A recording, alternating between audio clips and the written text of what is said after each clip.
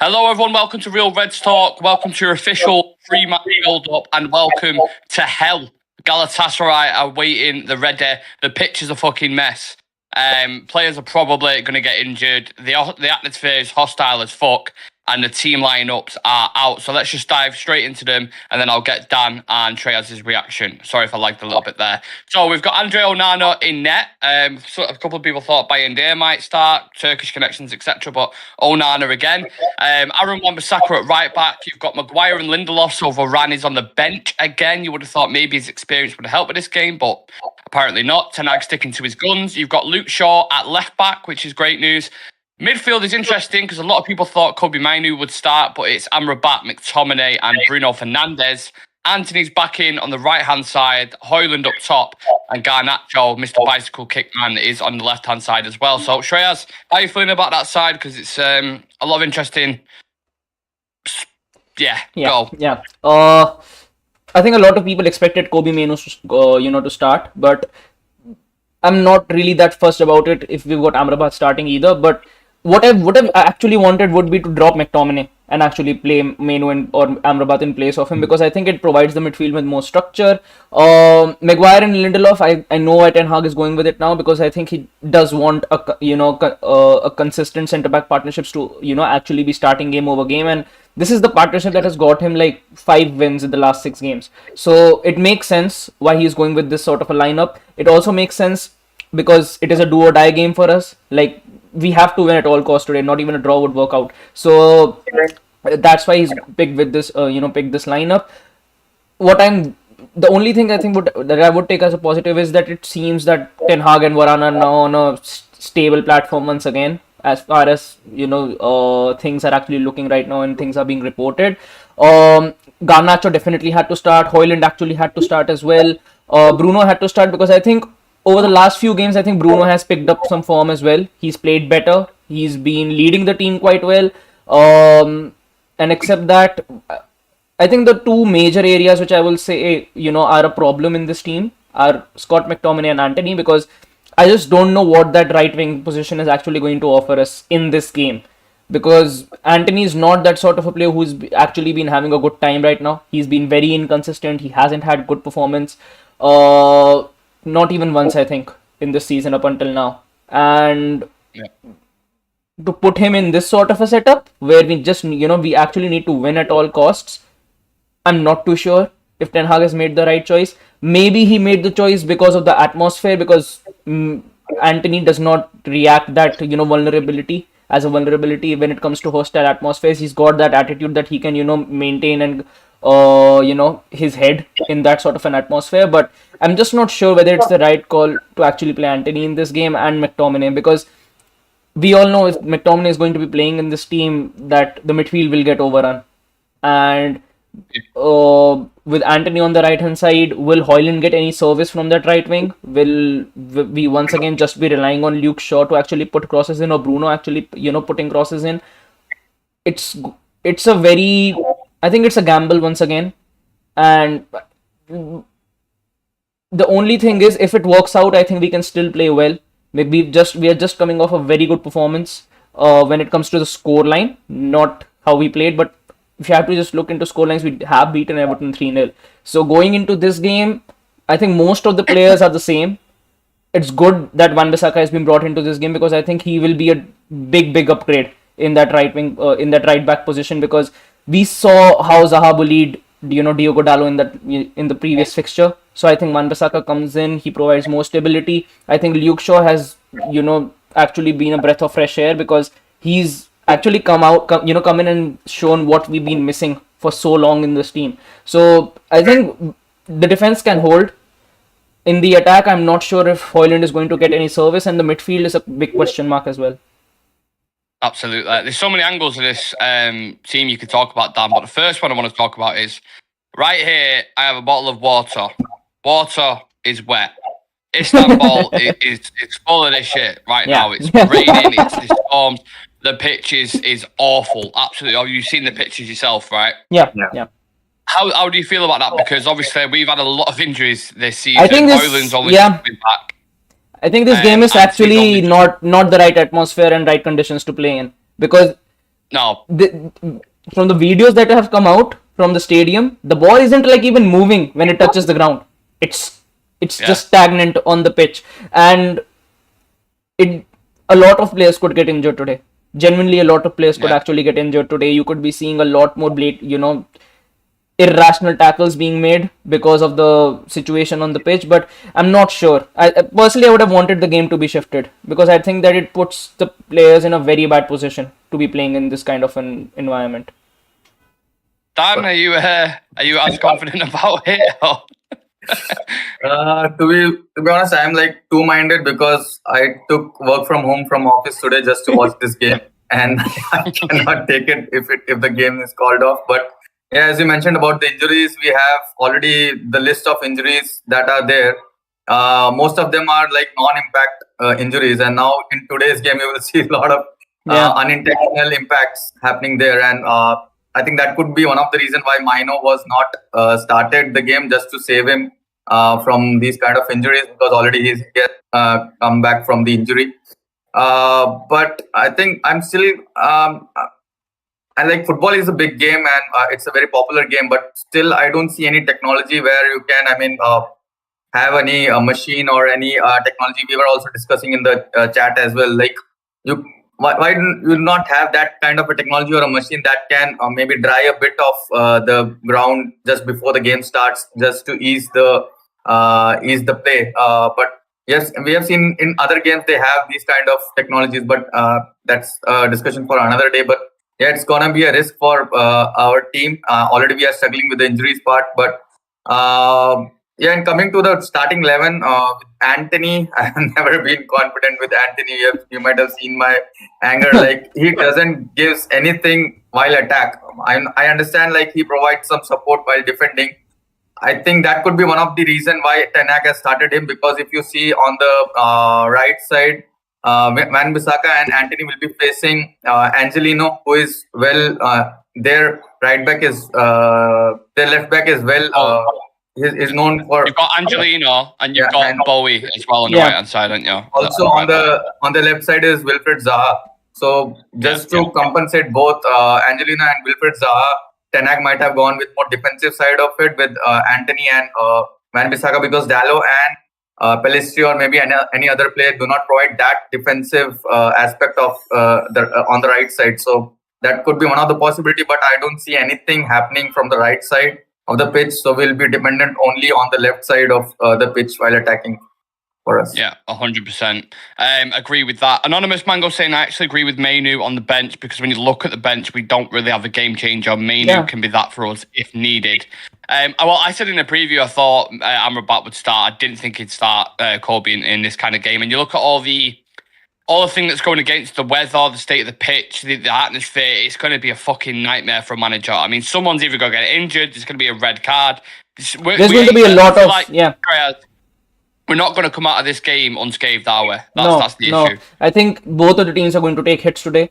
And I'm quite glad that Mainu is not starting now, because for a young player, especially someone like Mainu who's coming off you could say a long-term injury as well, because since pre-season, Everton was the first game that he's ever played. So it's been a long time away for him, and to put him in this sort of an atmosphere which is very hostile, do or die game, big stakes, and now with the kind of surface and the environment that he would have to play in, it's very dangerous, and especially for a youngster. At least when you put in players like Amrabat and McTominay, I'm not saying that they're better than Mainu or they'll have a better performance. I hope they do. I'm not saying they will, but at least they have the experience. They know how to actually conduct themselves when it comes to playing in such wet pitches.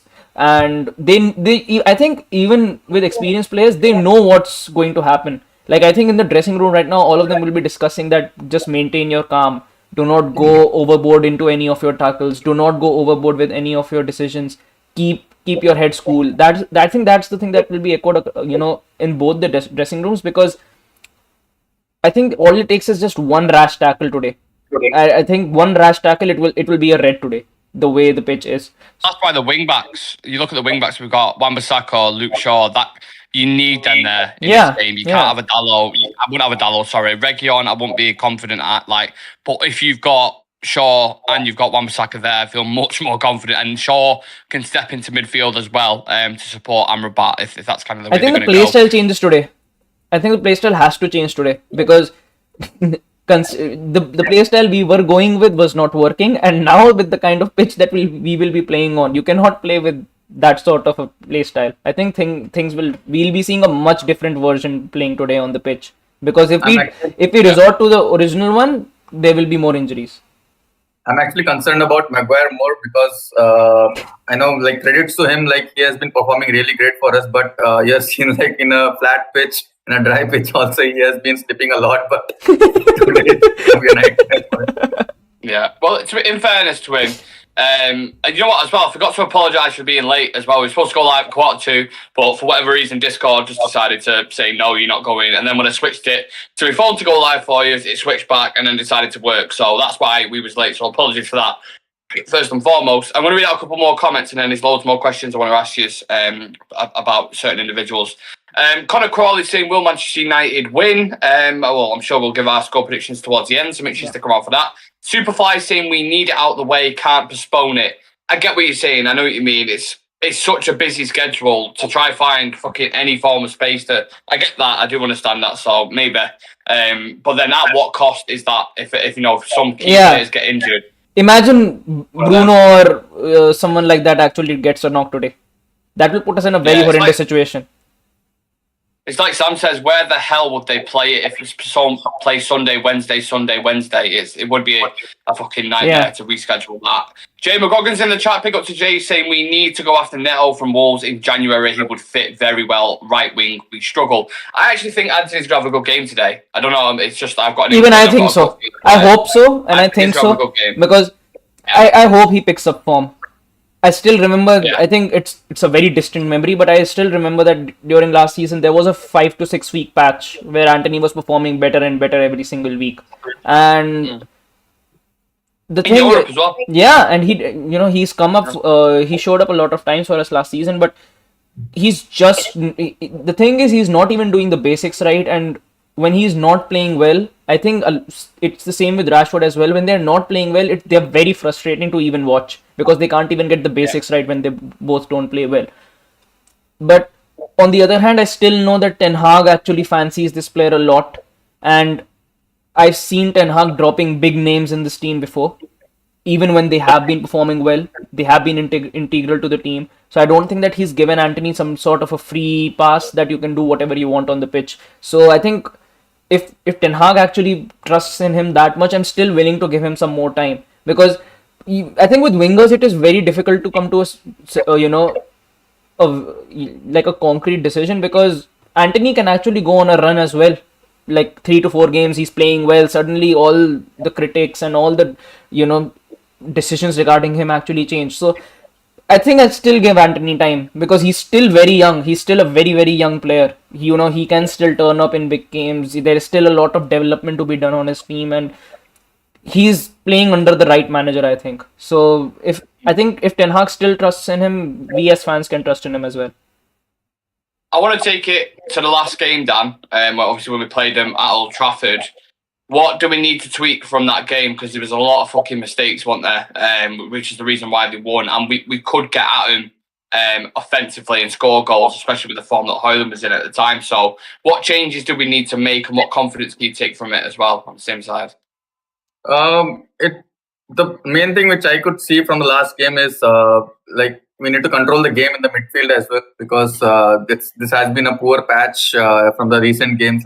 And even though we are playing top midfielders, but we are not controlling the game in the midfield, and that's where we are suffering a lot because of we do not have the control in the midfield. And in the previous games, I don't think we had that impact from the forwards. That has to be improved. We in the last game, in the Premier League game, we could see that there were some moves from the forward side, but that has to improve even more, where you create chances for players like Højlund and maybe Garnacho, but that has to improve, and you have to take your chances. That's where we have been struggling in the last, God knows how many games. We hardly create chance, and the chances we create, we do not finish them, and that has impacted us a lot. And when I see Galatasaray is attacking, the players in their team, it just scares me a lot, because if you see the midfield and the attackers, those are like deadly attackers. So that's going to be a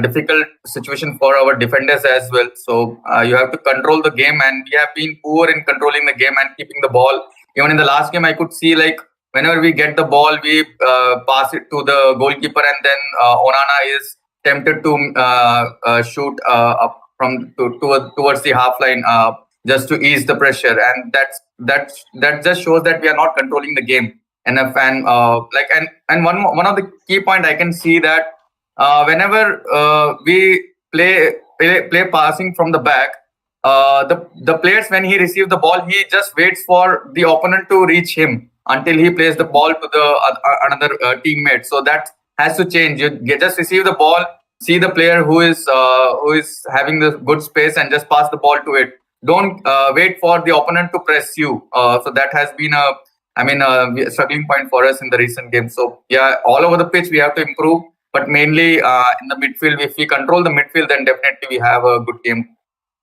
Yeah, I think mentally as well is going to be really important.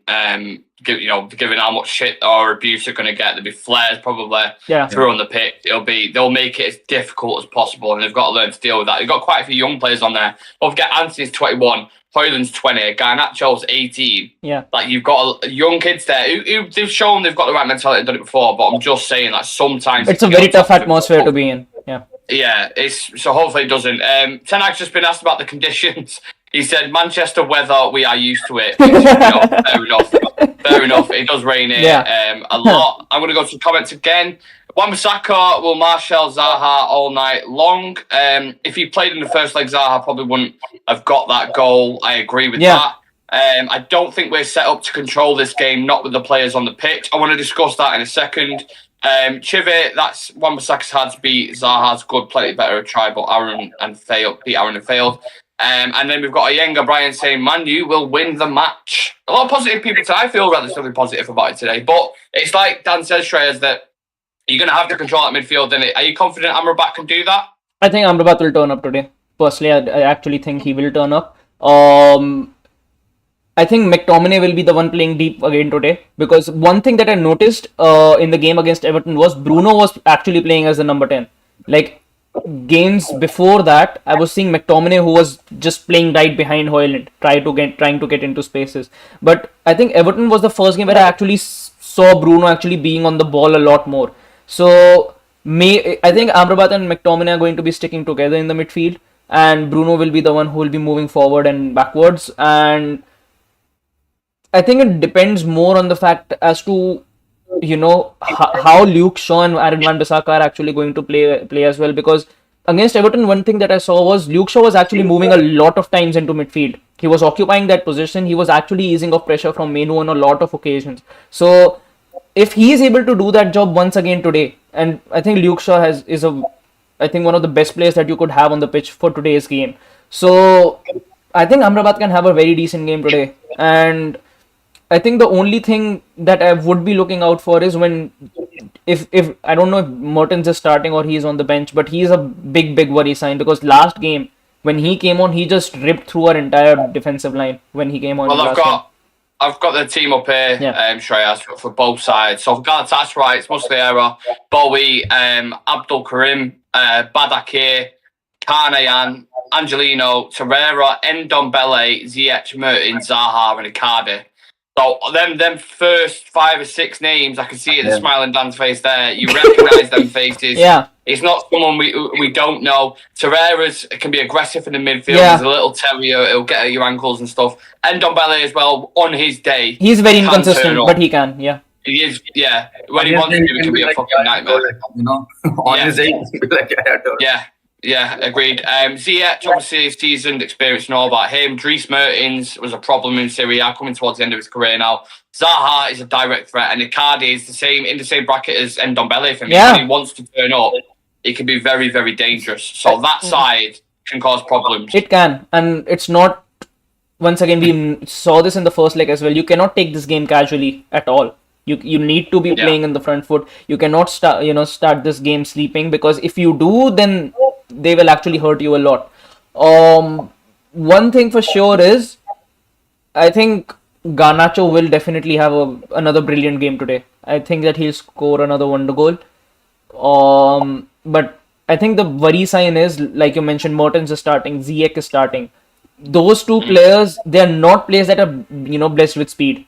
They think more with their brains as to, how they want to play. So I think McTominay can have a rough game tonight. He can actually have a rough game. There's just so much space from last time. That's all I remember. Yeah.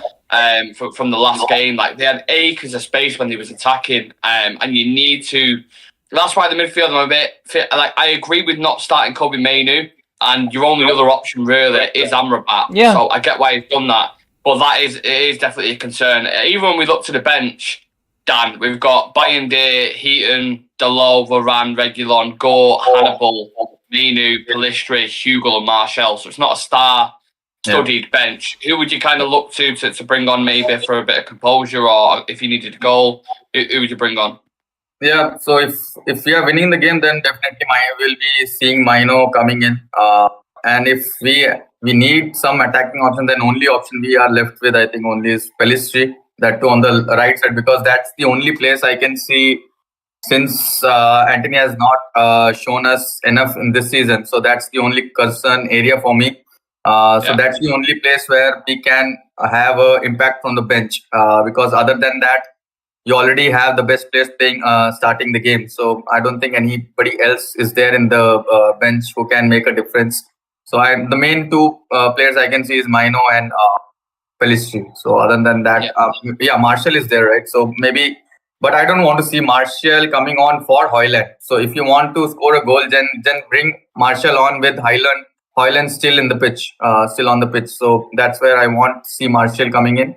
But if you are winning the game and you want to keep the ball more in a controlled manner, then you can bring on Martial and in place of Højlund, where Martial can be useful in keeping the ball, with Maino also coming in and creating more tenacity in the midfield. So that's where I can see the three impactful.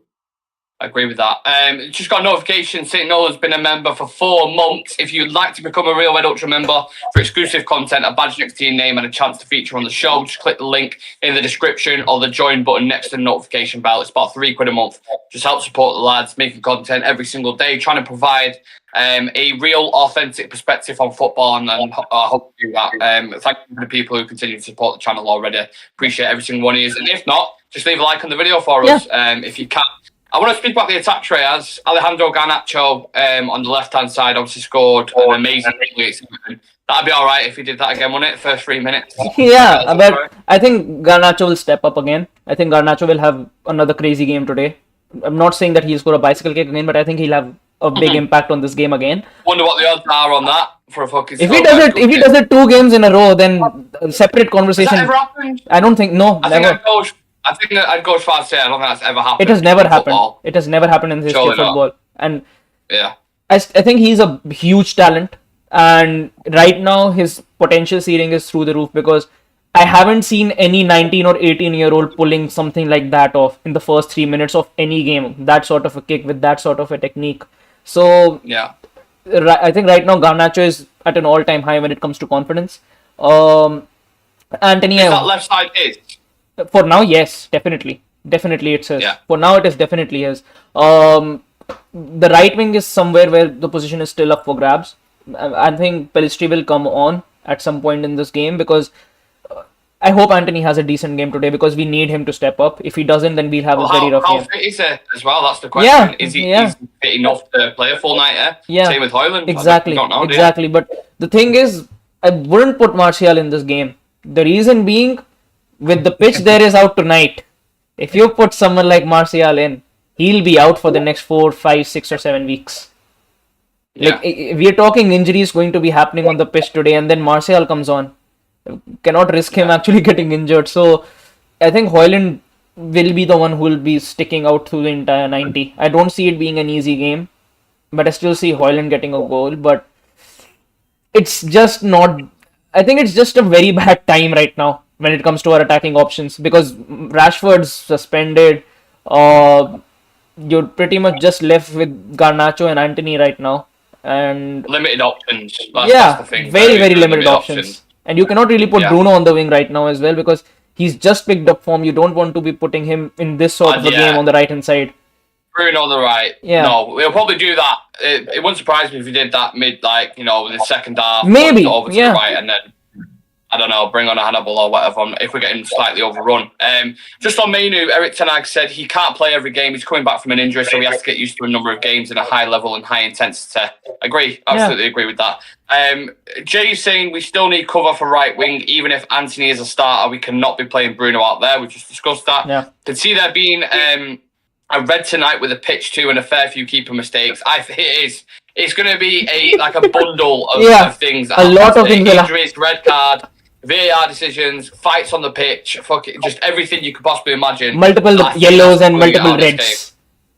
Yeah, I really do think that. Chivy's saying we will struggle to progress the ball from deep. It's going to be long balls and turnovers all game unless Bruno drops deep. I don't see an outlet between midfield and attack. I think that is, it's a huge issue. To be honest, I don't think Galatasaray, in my personal opinion, they don't have amazing midfielders. Like Torreira is very good off the ball defensively, but on the ball he's not amazing. And Dombele equally can be a little bit, I don't want to say like Pogba, but he can, concentration wise, and he can be a little bit off it sometimes. So you can't target that. But Amrabat has to show up. If he does it, he plays like he's been doing the past couple of games, I don't know. I don't know if I can see him like really grabbing that midfield together and being that glue. I hope he does. But you've seen all the reports coming out recently about, even they're thinking in January letting him go back to Fiorentina and they're not entirely showing him. So I don't know. And this is a Ten Hag signing who he was pushing for a lot, by the way. So it's very interesting. I hope he does. I hope he puts in a good performance. But I want to ask you about, before I go into the comments, Dan, I want to ask you about Højlund. He's obviously a joint top goal scorer in the Champions League at the moment. Do you think if somehow, by any stretch of imagination, we can stay in this competition, do you think he has a shot at finishing in total top goal scorer? Yeah, definitely. We have seen that he has been in different level when it comes to Champions League, and he has been scoring goals, a lot of goals, and he has been found in a very good positions inside the box as well. That's where the goals have come in. So I think definitely if we progress in this Champions League tournament, then definitely he has a shot for the top scorer. But the only thing is how many times can we provide service for Højlund to finish them off, because you don't see any service coming from the right side, because since the Dalot was one of the players who has been providing service from the right side for United in the recent games, and now he's not there. Even though Wan-Bissaka has been improved in that, making runs towards the right hand side, but then that chemistry is still not settled with Anthony. Whenever Wan-Bissaka makes the run, nobody gives him the pass. So that's where it all depends on how much service you provide. So maybe Bruno maybe we'll be able to see more assists from Bruno these days in today's game. If we have to go, if Højlund has to score a couple of goals, because Garnacho, we have seen that he has been playing really well, but we haven't seen him as a provider. But more as a scorer. So that's where the problem is. Both of the wings are not providing anything. So, unfortunately, fortunately, we have seen that Højlund is scoring goals regardless of whether we receive the service from the wings or not. But definitely we have to start providing service from the wings, and that's where we have bought Højlund for. Yeah. Right, now is the time, lads. Don't forget we'll be live for the post-match review after the game. I imagine there's going to be a lot to discuss. And it's going to be a very interesting one. So make sure you join us for that straight after the game. I think me, Sam and Chivy are on that one. And also get your score predictions in the chat as I asked the lads. Shreyas, I'm going to go to you first. 2-1 United. 2-1 United, you think? Yeah. Okay. Who scores for you? Garnacho and Højlund score. Garnacho and Højlund to score again, which would put him on 6 goals. And didn't Atletico play yesterday? Yeah, they did. They did. Did Morata score? I'm not sure. I think they won 3-1. I'm not sure if Morata scored. Let's have a look. Just because if Højlund does score, that would then make him, obviously, providing no one scores like a fucking hat-trick or whatever. Who scored? Santiago Gomez, Rafinha, Hermoso. No, he didn't score yesterday. So if Højlund does score, I think he goes top goal scorer, providing, like I said, no one gets 4 goals or 3 goals in the game. So that's a nice incentive to have. So you think Højlund, Garnacho, who scores for them? Zaha. Mertens. Okay, okay. Hopefully not from a keeper's mistake or any stupid individual, Mr. Maguire falling on his ass. Dan, are you going as positive or? I can see a lot of goals coming in. A couple of mistakes also. I can sense it coming in with the weather. I'll go with 3-2 United. You see Højlund scoring. Maybe Anthony also can score in this game because long ranger. Yeah, exactly. So the one I can my sixth sense is saying like a curler from outside the box is incoming in today's game. And the third one, maybe Bruno. And for them, I think both the goals will be from Icardi. I think Icardi might get anything. Get ready for this. I'm going to one-up your score result and I'm going to go 4-3. And I think there's a red card or a VAR or a penalty or something in there. Remember me saying that? 4-3. Yeah. Okay? A lot of goals, a lot of action. Watch it be a dull 0-0 now. Yeah. It has to, don't it? It has to be like, you know, just given the circumstances, you expect a bit of a mad game. And the last one was, well, every game in the Champions League's been mad, hasn't it? We've conceded 11 goals, I think, in 4 games. The only one that hasn't was the 1-0 against Copenhagen at Old Trafford. Apart from that, it's been 4 goals Copenhagen, 4 goals Bayern Munich, and 3 goals Galatasaray. So, yeah, if history repeats itself, we're in for I was going to say a treat. It's not going to be a treat. We're in for a bit of a nightmare, potentially. And this is a must-win game because even if you win this game, still you have to be dependent on the other games in order to qualify. Yes. I think that's the only reason I'm confident, because this is a must-win game. Like, under pressure, I've still seen this team actually performing. When things are, like, smooth, like, you know, when this... if it would have been a situation that either draw, either lose doesn't make a difference, then I would have said that Galatasaray have a better chance at winning. But I just seen somehow when the pressure is on, this team tends to perform better. Well, the only reason why I'm slightly more confident is because of the performance against Everton. Yeah. I thought that was a hostile atmosphere with all the Premier League deductions, etc. And we went there, and I know they had chances. Galatasaray will have chances tonight, but at least we finished them. Do you know what I mean? But I think getting an early goal, you have to do that against the crowd just to shut them up slightly, turn the volume down from 29 to 28, and then take it from there, I suppose. Score predictions in the chat. Saint saying 3-2 United, going to be goals here. 1 United, Anthony, Højlund, Brace, Garnacho. Jay McGoggan says soggy pitch means heavy legs, 75 plus minutes as well. Yeah. Right.